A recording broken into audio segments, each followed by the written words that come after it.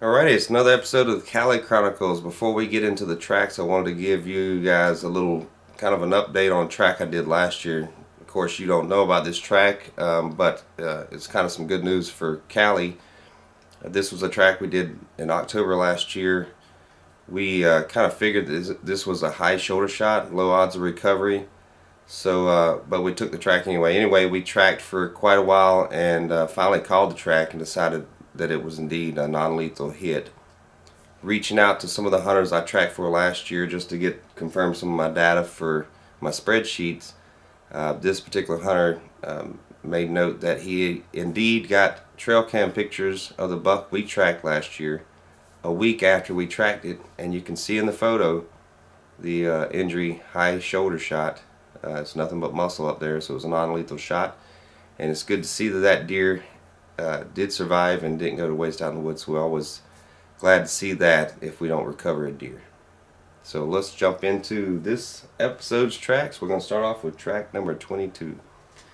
Hunter called me because he shot this deer high in the shoulder, and high shoulder shots usually have the lowest odds of recovery, but sometimes we still take the tracks, and on the rare occasion those deer are recoverable, but like I said, it's very, very low odds. Probably the least likely deer to recover a high shoulder shot, especially when you get limited penetration. So this deer was shot high shoulder, not a pass through. The hunter watched the deer run across a large field and into the woods. Blood starts to go right down here. Okay. It actually gets heavier after you cross there, but you'll see yellow tape across the logging road down there. That's where we marked it last night when we pulled out. Okay.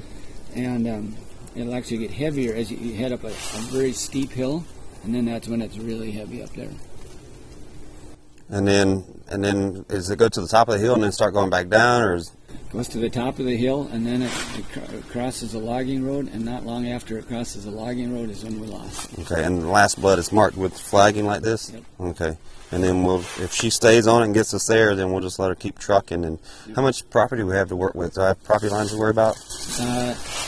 No. So our property line is just going a little bit, maybe 30, 40 yards into here. Mm-hmm. So we have permission to go, and this is 160 next to us, and then after that is a DNR 88. State land, so... The only thing that is a long ways away that the deer might have got to is you'll see a pasture fence. Mm-hmm. We do not have permission to go into that today, right now. Okay. But that is a long... Yeah, if it gets there, then it's probably a good idea not to track anymore. You might just have a live deer. Yeah, to me, if that deer is not within a quarter mile after we lost the blood... You're not going to find it. And it's amazing how many I get back on trail camera later that are walking around alive with a wound on their shoulder or one lung hits. Any hoof prints out here that where it stepped into the soft dirt? We have blood. If I could find a hoof print, let's see some There's does. blood right here. Is that his right there where he slid? Probably so. I see two. Yeah, That's I'm probably gonna say his. it is. If we can just find a little bit of here's blood right here. Okay, so I'll put her on these hoof prints. Yep. And get her locked in on that scent, and then we'll see where she takes us and find it.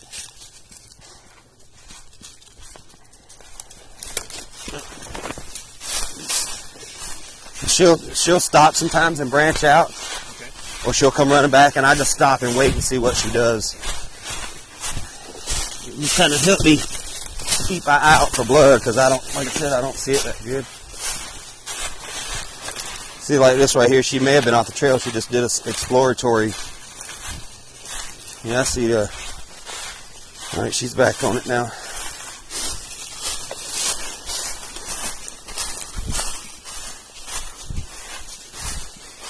Yeah, there's some more up ahead, so... I see more flagging up ahead, so... Yeah, I have a hard time spotting it in the fall leaves sometimes. I can see it if I stop and look, but when I'm... Alright, there's flags. That's what I like to see on a track.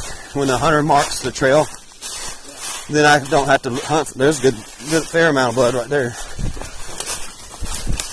Then I don't have to ask, is there blood, or are we still on it? Then I can just visually see.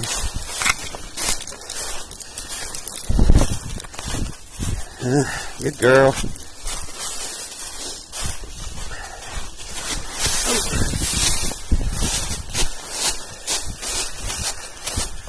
10-4, I'm watching you guys from up on top here. I can see ya. Yeah, she seems to be locked onto it. Just that last blood. Trail, Shane, right on the trail.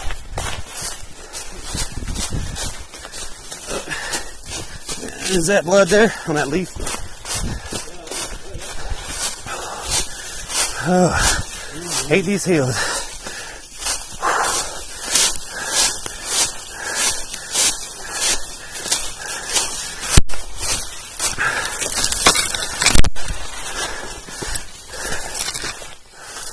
This is what I like to see.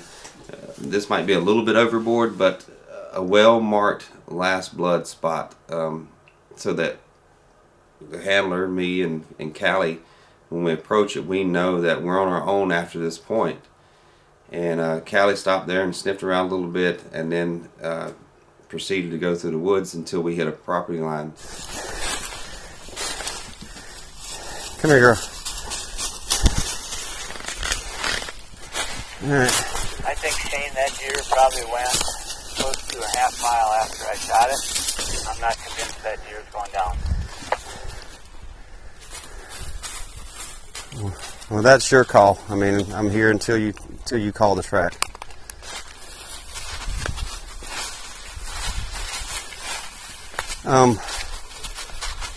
Yeah, just guess where's he at? I think we call it, Shane. I don't see it.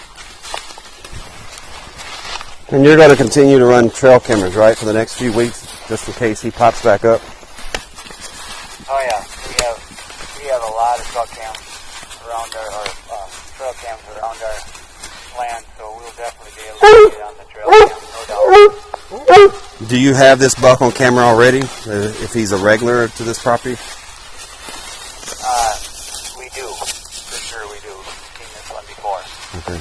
Well, that's good, because that means he's not a roamer and that you likely will see him again if he survives.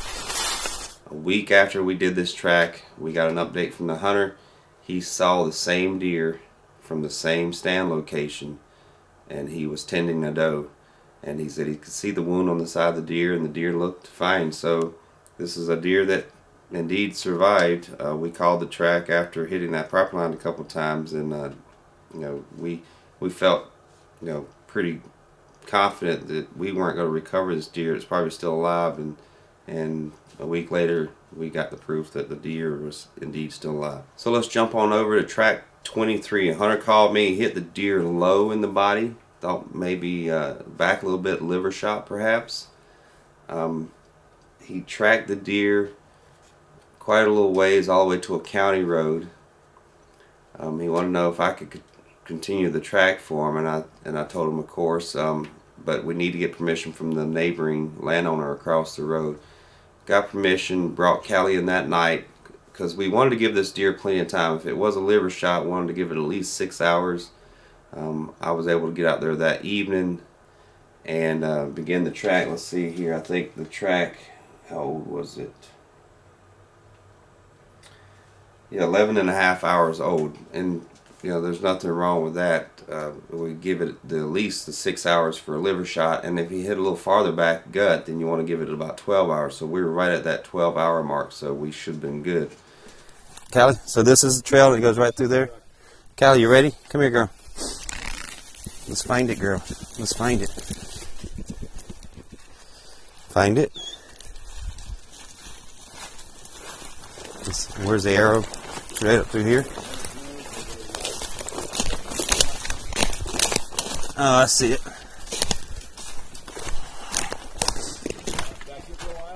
You just hang right there, and I'll radio up if I need you to come in. Well, we tried to track this deer, and it had rained all day, so I'm sure that affected Callie a little bit in her ability to pick up the scent trail. She she really didn't track or pick a line that she wanted to follow in the direction that the deer went, or where we think it went. After several attempts to get her on that scent line, I finally decided to just take Callie through the woods downwind from where we thought the deer may have gone. There was a swamp on the backside of the property. I figured the deer may have made it to the swamp and then bedded down at the edge of the swamp, or maybe bedded in the swamp, depending on how much water was in it. And so I took Callie downwind of that area.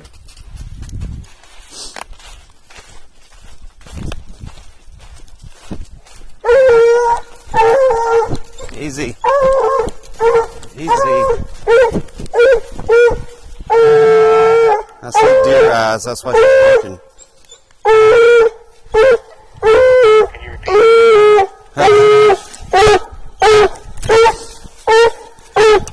I saw deer eyes. She went at the deer and started barking and trying to go to it. I saw deer eyes. Stop. Stop. Stop. Stop. Stop. Easy, girl. Callie, stop.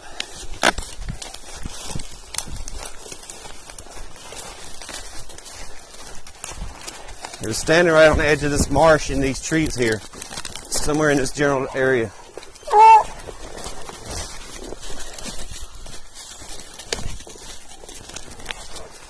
I mean, it could have been bedded in this thick stuff under this tree, or it looks like there's some possible beds there, or somewhere in here maybe.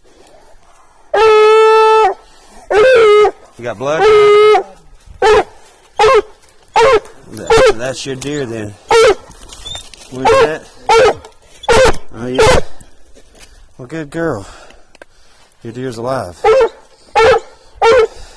So we located the deer. Thanks to Callie's nose, we found the deer where it was bedded. It was still alive more than 12 hours after the shot. Found a little blood in the wound bed. So we marked the location and came back in the next morning. Unfortunately, after spending quite a length of time the next morning covering a large area of the property, we were unable to advance the track or find any other sign of where the deer went, and we had to mark this down as a non-recovery. Alright, moving on to track number 24. The hunter called me, said this deer was shot, low in the body, maybe back a little bit, we think gut shot. We arrived there 19 hours after the deer was shot, so it gave it plenty of time to expire if it was indeed a gut shot. The problem with this track here is the hunter jumped this deer multiple times while tracking.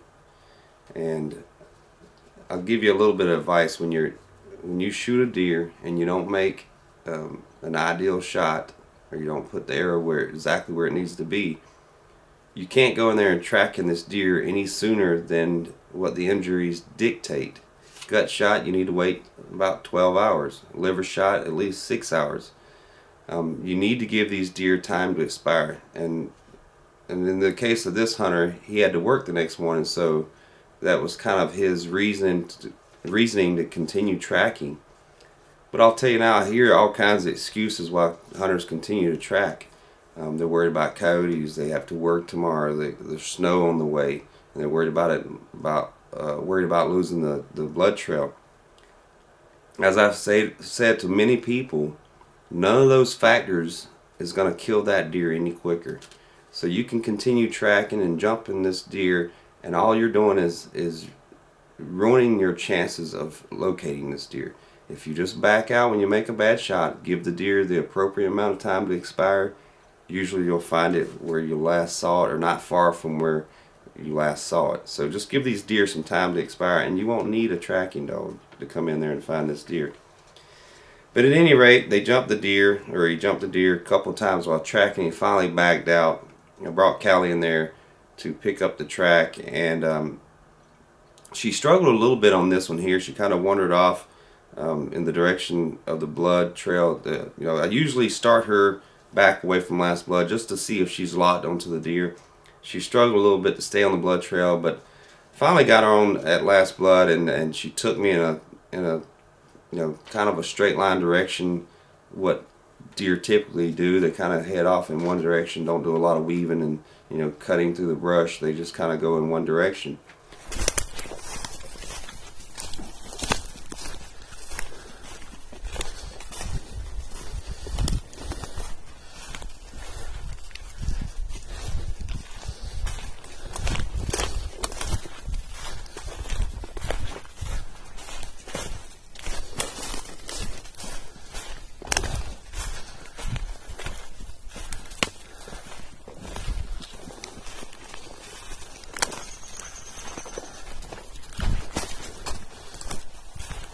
These woods actually aren't too thick. It looks like you could probably cover it pretty easily just visually. Yeah, you should, if you keep going to the west, you should come up on a beaver dam. Michael owns about 100 yards past that. Alright, so we should stop at the beaver dam. Yeah, for now, I think. I mean, unless she takes it right there.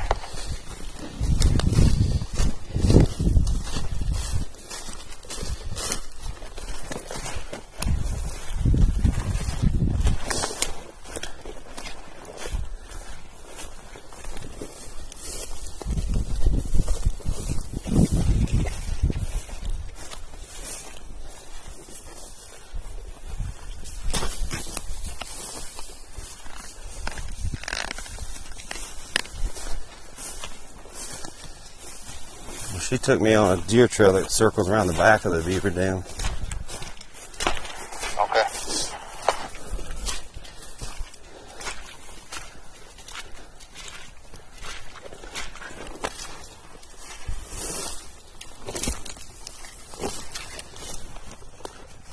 Alright, stop, girl.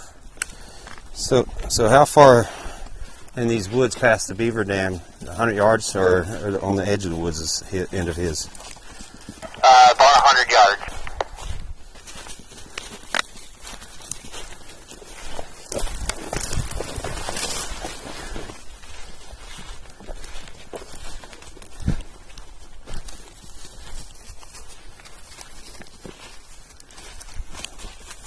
Here, girl. Come here, stop. Now, because he tells me that there's a property line up ahead and there's no visual marker indicating where the property line is, there's no fence line or anything like that, I don't want to risk going on someone's property, especially if they got trail cameras, and then the next thing you know, there's a picture of me and Callie all over the internet asking who this trespasser is. So that's the last thing I want to happen. So I stopped about 30 or 40 yards past the beaver dam, scanned the woods, didn't see any deer, didn't see any sign of the deer, and so we brought Callie back to Last Blood and restarted her. Callie has I guess a habit, or she's trying to figure out which deer I want her to track. So when I restart her, sometimes she tries to find a different deer scent to follow, thinking that maybe I'm telling her it's the wrong deer she tracked the first time. But anyway, I let her advance to the woods in multiple directions, multiple restarts. We kind of grid searched the area, and after a few hours we called the track. Now before I left, I gave the hunter a screenshot of all the paths that Callie and I had taken, and the hunter made note of one in particular, and that was the beaver dam. He noticed that we did not go all the way to the property line, so he stayed back to search some more, and Callie and I headed off to our next track. Talk about a crazy turn of events. One of the fellows that was with me while we was tracking, I gave him a screenshot of Callie's path that she had taken, and one of them was to a beaver dam, and I had to stop because of a property line. I didn't know where the property line was. They just told me it's about 100 yards past the beaver dam, so I only went about 30 or 40 yards and kind of looked over the knoll and brought Callie back. Well, I was headed to my next track, and he just called me. He walked the path that Callie took across that beaver dam and found the buck just a little past where I stopped. That close to getting an official recovery, I guess, for Callie, but property lines will do that to you sometimes. So we're headed back in there now. We're going to get some pictures and let Callie actually smell a deer. She's been struggling the last couple tracks to find a deer to actually chew on and sniff and smell, and kind of her reward. That's a nice deer. I'm not sure he even got liver on that. No, I think he got that. Lungs would be right here, and then liver tucked right back here. Looks like he got all guts. He hasn't been dead long. Look how limber he is. Yeah. He died. That's what I mean. He died. He died this morning. Yeah, while we were probably tracking. That is a very limber deer. Yeah. He hasn't been dead long at all. No, he was actually feel under the armpits. Yeah, he's warm. Yeah. This deer's been dead just a couple hours. So as you see, Callie was indeed on the right track. Had we not got that radio call right when we were crossing the beaver pond or beaver dam, we would have went right to that deer. But we stopped short. I couldn't see it. It was only 50 or 60 yards ahead of us, just over a little knoll. And you know, we would have found that deer ultimately if we had continued tracking. But I was nervous, like I said, about crossing imaginary line. I didn't know where it was at. That's the last thing I wanted to do. Anyway, moving on to track 25. This is another one where the hunter jumped the deer multiple times. This fella hasn't hunted in quite a while. I think it was like 9 years he hasn't hunted, and he decided to get back into it. And he had deer come out. He shot it. He thought he made a pretty good shot, and he saw the deer go down out in a CRP or out in an overgrown field. And he walked over there to it a short time later, and the deer jumped up and ran off. Well, he watched the deer bed down once again.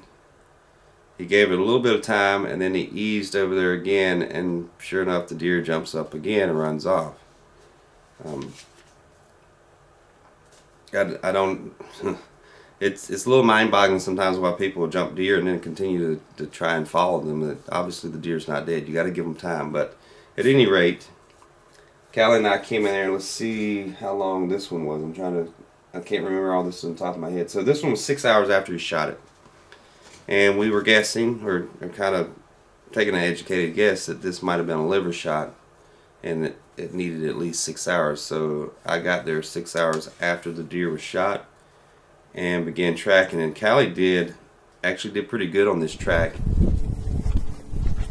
Oh, so it cuts back in there. All right. And I guess this is its hoof marks. Right here. Alright, well, maybe she's on it.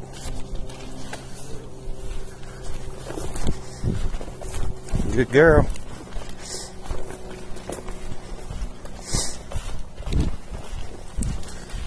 And where's your last blood at?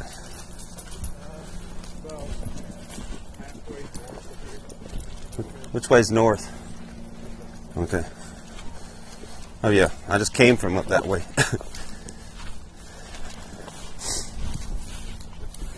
So you think it went that way? Yeah. Alright, let's just hold where you're at and let her. I don't mind that thing being around her leg. It slows her down a little bit. She ventures and tries to find the trail that it went down.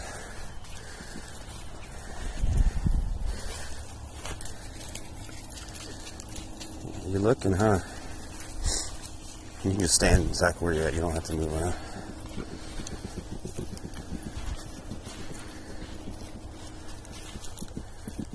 When I hear that, that means she's actually working. This morning, I didn't hear a whole lot of that. She was just kind of barely sniffing and going wherever. She's trying to find each trail. Okay. There you go. She hit a scent trail there, or scent mark.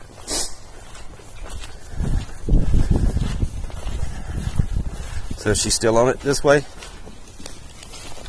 If you see her deviate from where the deer went, you let me know.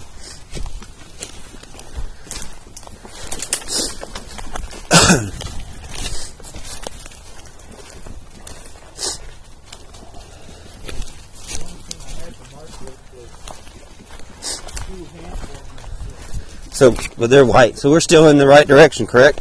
Yep. That way or the way she's going?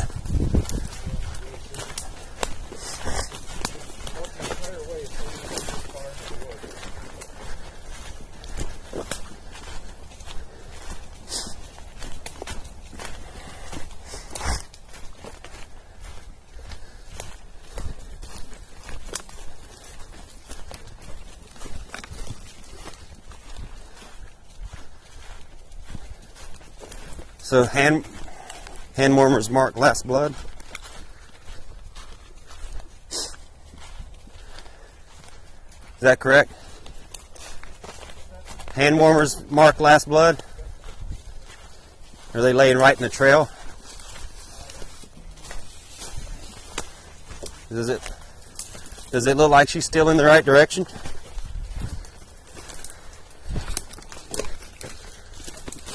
Easy, girl.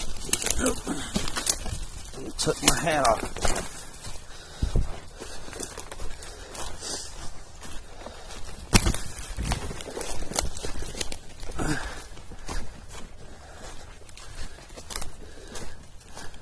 I see a hand warmer. Good girl. Will you grab that hat for me, please? So you didn't go any farther than this, right?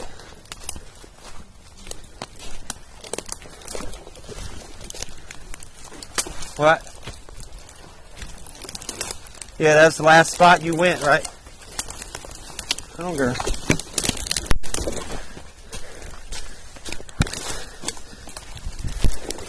This is the toughest part with a leash dog, trying to weave through the stuff. Oh.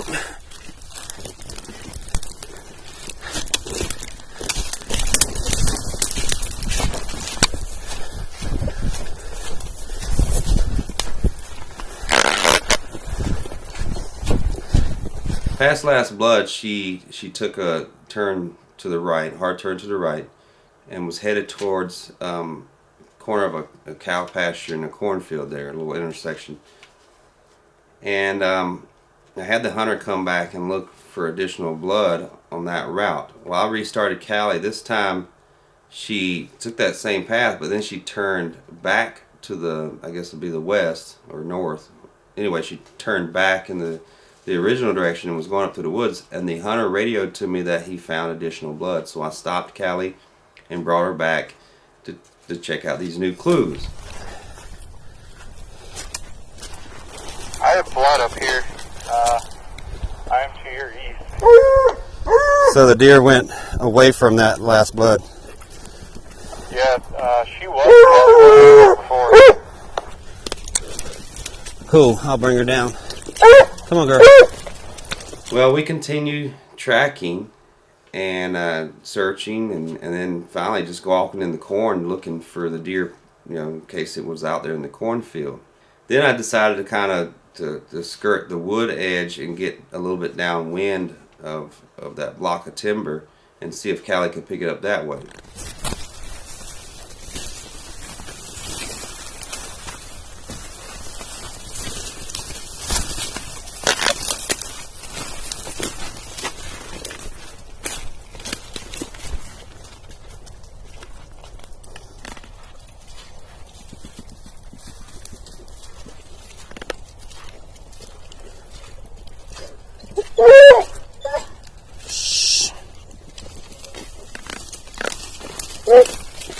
See, I don't see any tracks coming up the field edge here, going to the west. Not. I'm going the way in the cornfield, walking west. Stop. Say again. I'm about 50 yards north of the woods in the cornfield, walking east to west, looking down rows. You don't need to do that anymore. I'll walk south. No, just come over here. We've got your deer. Where you at? You know where the blood was? Head west of there, up the cornfield. You'll see me just inside the woods. 10-4. A little spike. Oh. Yes, sir. Perfect. I don't suppose you mind her chewing on it a little bit and yanking in on the hide and her stuff. Not at all. She deserves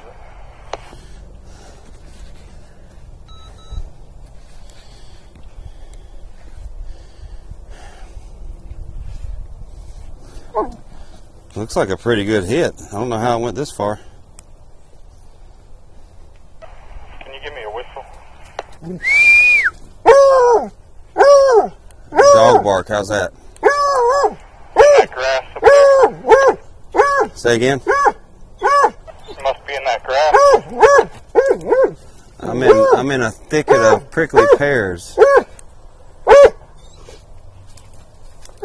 I'm to your west. I hope I didn't tell you east. I'm almost there. I can hear it. If you look at the map, the location of this deer and the location where I stopped Callie right before the hunter radioed me that he found new blood, we were less than 20 yards away from this deer. And it's just like the track previous where a radio call stopped us, and we would have found that deer in that previous track. Had he not seen that blood and radioed to me to that he found the blood, Callie would have progressed another 20 yards and found this deer. So it's kind of a weird circumstance. We still found the deer. Callie still found it. But it had been nice to go directly to the deer early on instead of spending another 30 or 45 minutes just combing the cornfields and other areas where the deer wasn't located. But at any rate, we had another recovery. Well, that's going to wrap up this episode. We're going to have one more episode of the Callie Chronicles before we wrap up this season. So we'll have that posted in a few days. And again, if you haven't subscribed, hit the subscribe button, the bell icon, so you get notified when we upload new episodes. And look forward to that next Callie Chronicles episode coming up probably about 3 or 4 more days.